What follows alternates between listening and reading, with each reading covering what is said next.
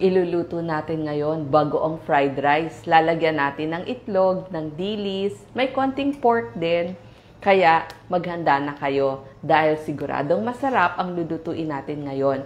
Ito po, lahat ng isasahog ko mataas sa protina para sa inyong muscle, pangpalakas at energy. At para ganahan din kayo kumain. Okay? So, umpisahan na ho natin. Ang una nating iluluto ay yung egg. Ipe-prepare natin. So, ang egg, ito po, ay mataas sa protina. So, pwede nating lagyan ng konting asin. Konti lang po para meron siyang lasa.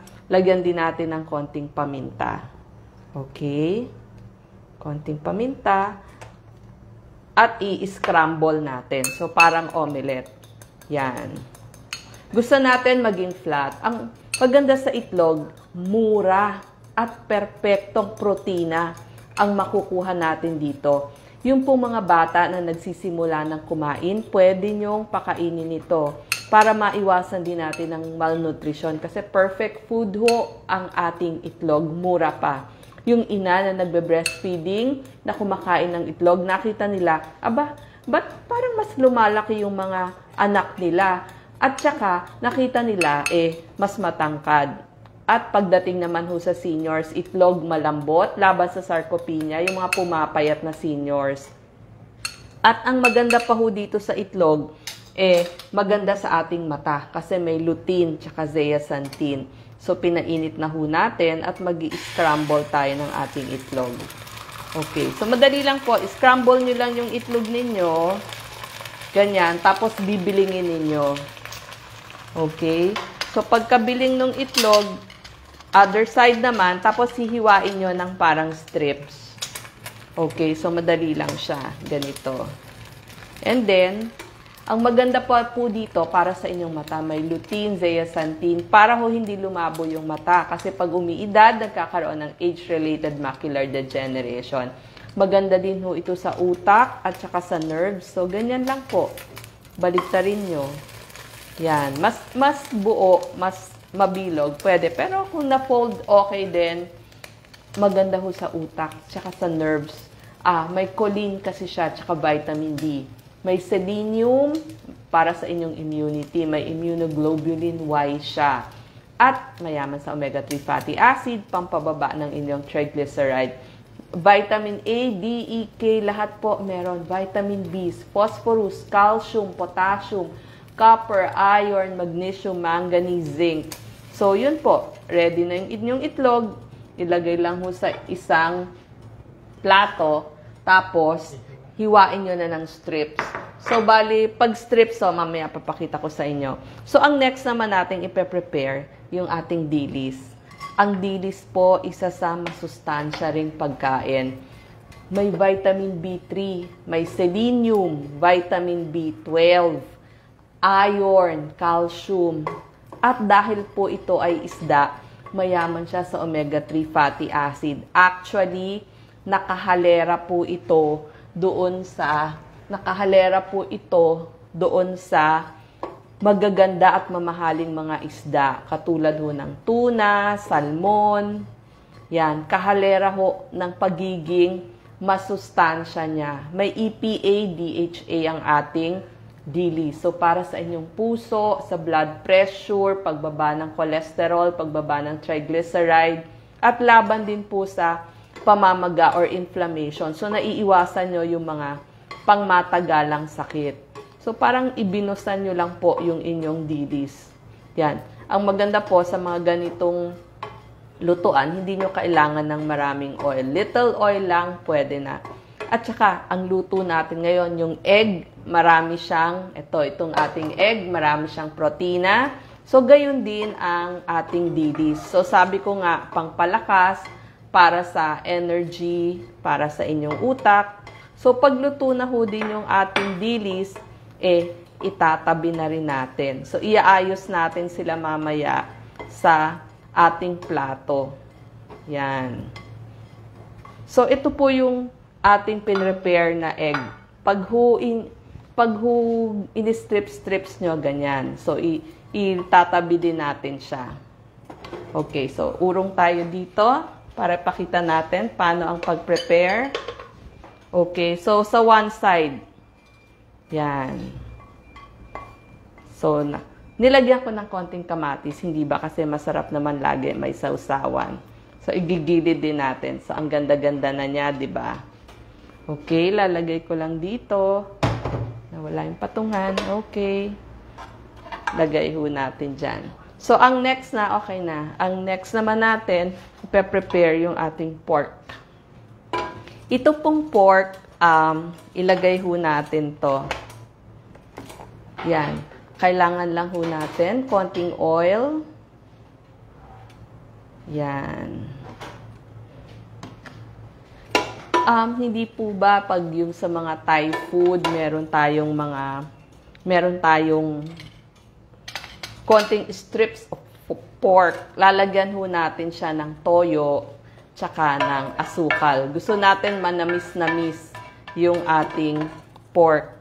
So, ini-strips ko na rin yung ating pork at ilalagay na ho natin dyan. Okay. Lagay ko lang ho dito.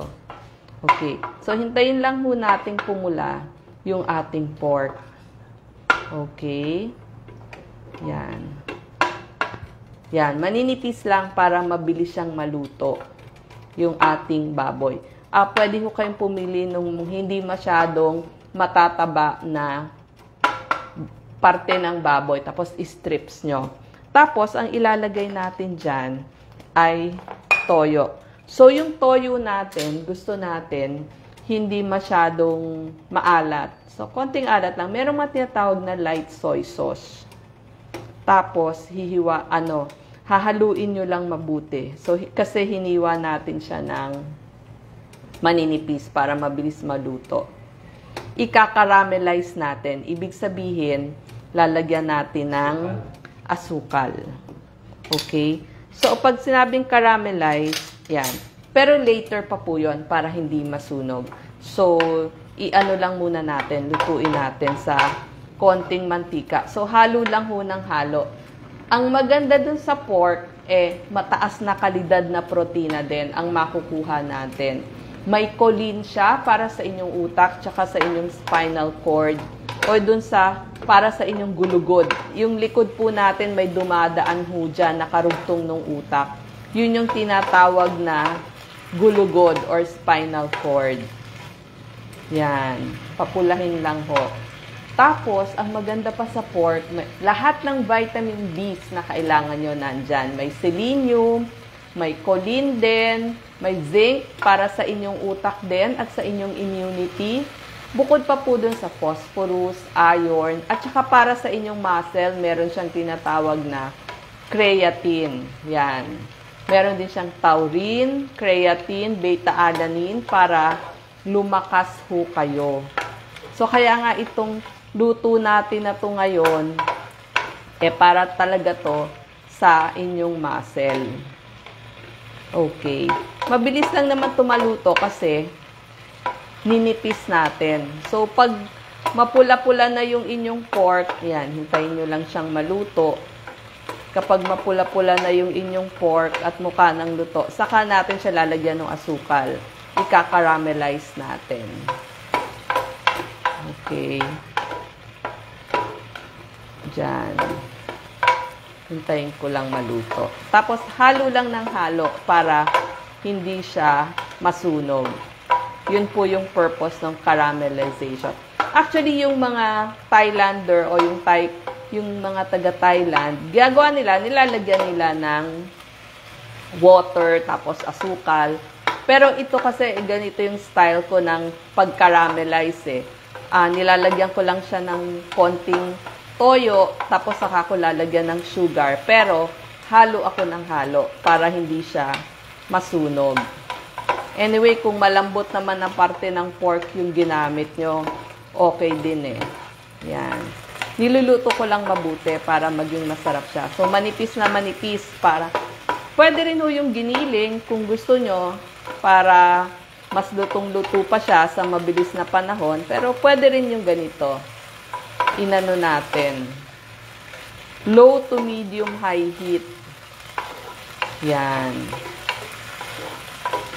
So, mabilis naman ho siyang maluto. Low to medium high heat lang.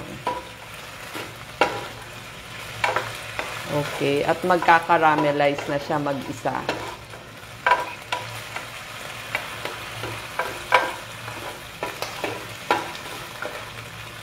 Yan.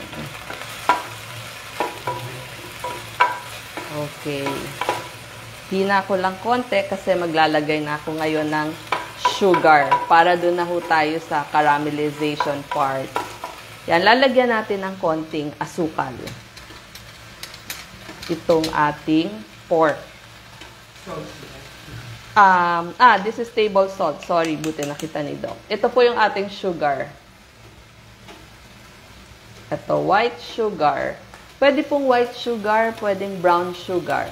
Kung ano po yung mas preferred ninyo. Yan.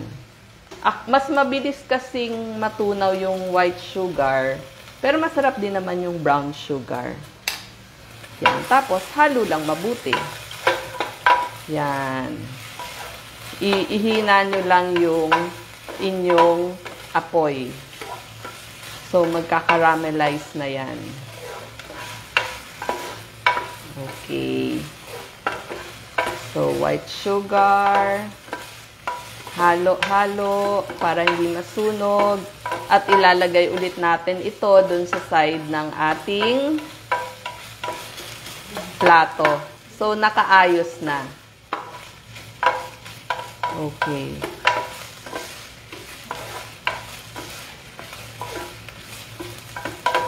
Yan.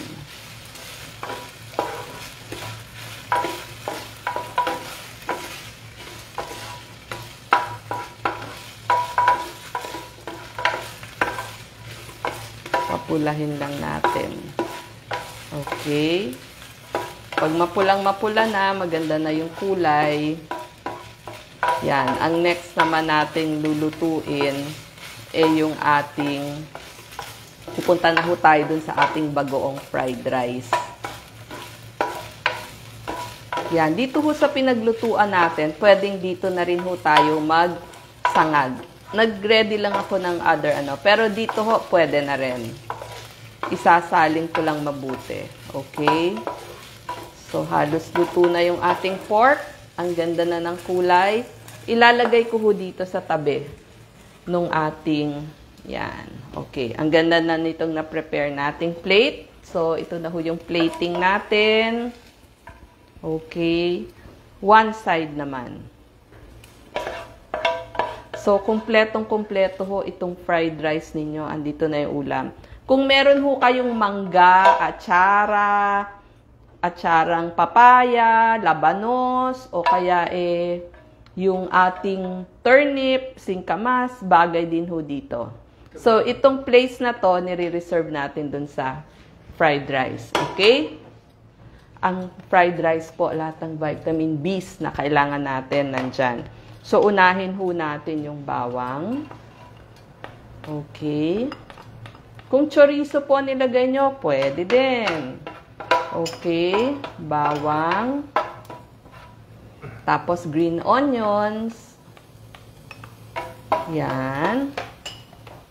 Tapos, ilalagay na ho natin yung ating bagoong. Okay. Ako yung gisadong bagoong na agad yung ginagamit ko. Okay. Yung gisadong bagoong na agad yung ginagamit natin. Para, yan na ho yung ilalagay natin. Pwede rin ho yung hilaw, whichever you prefer. Pwede nyo po itong lagyan ng tubig kung gusto ninyo. Pero kung ayaw nyo naman ng matubig, ikalat nyo na lang mabuti dun sa inyong rice. Yung iba nilalagyan konti, yung iba naman, yan. So, maaamoy nyo ang bango-bango na. Tapos, saka nyo ilalagay yung inyong rice. Yan, simutin nyo lang mabuti. That's the bagoong. Okay? Mabango ho talaga yan. Tapos, ilalagay na natin yung ating fried rice. Itong white rice natin, alam nyo po ba dun sa unang oras, mataas pa yung first 4 hours, mataas pa yung glycemic index ng inyong rice. Pero, pag mga 16 to 20 hours na or isang araw na, yung inyong kanin, ang tawag na natin dyan, kanin lamig or day-old rice, na tinatawag, mas bumababa na po yung kanyang glycemic index. So, ikalat nyo lang mabuti yung inyong bagoong, yung inyong bawang, yung mga Thai, yung mga taga-Thailand, hindi na nila nilalagyan ng bawang tsaka green onions. Pero kasi tayo, Pilipino, hindi ba? Mahilig tayo maglagay ng bawang dun sa ating sinangag. So, ikalat nyo lang na hanggang magkaroon ng bagoong lahat ng butil ng inyong kaning lamig. Yan.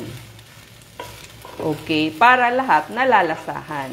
So, tayo, mas gusto natin merong bawang and green dahong sibuyas yung ating sinangag para masarap, hindi ba? Pwedeng damihan nyo or ako naman konti lang ilalagay ko, magkalasa lang nung ating bagoong. Yan. So, ikalat yung mabuti ang inyong day-old rice o yung inyong kaning lamig. So, pwede na to kasi bumaba na yung kanyang glycemic index kesa dun sa bagong saing na kanin. So, patagalin nyo. Tsaka, pag mas tuyo na kasi yung kanin nyo, mas buhaghag na siya Yan. So, pwede na ho nating i-off itong ating niluto. Okay na ho yan. Pwede nyo nang ilagay dun sa pin-repair natin na yung pin-repair natin na plato. Yan. Pwede nyong ipatong, pwede nyong ilagay sa isang ganito. Yan. Pipipiin lang natin para maganda yung yan, para maganda yung forma. Okay? Para pag eto na po. So, may dilis na tayo dyan. Bagay ho yung kanyang kamatis, yung kanyang egg, at saka yung kanyang pork. Okay. So, ayan na ang finished product. Bagoong fried rice na may itlog, na may dilis, may pork, at saka meron ding kamatis. So, happy eating. Masarap po ito. Gaganahan kayo. Konti lang yung kain. Marami pa ho. Andito pa yung ibang bagoong fried rice natin. Hindi ko lang siniksik maigi kasi baka sabihin ni Doc, nako, bakit 2 cups ang iyong rice? Dapat 1 cup lang, hindi isang bandehado. So, maraming salamat po. Enjoy your bagoong fried rice.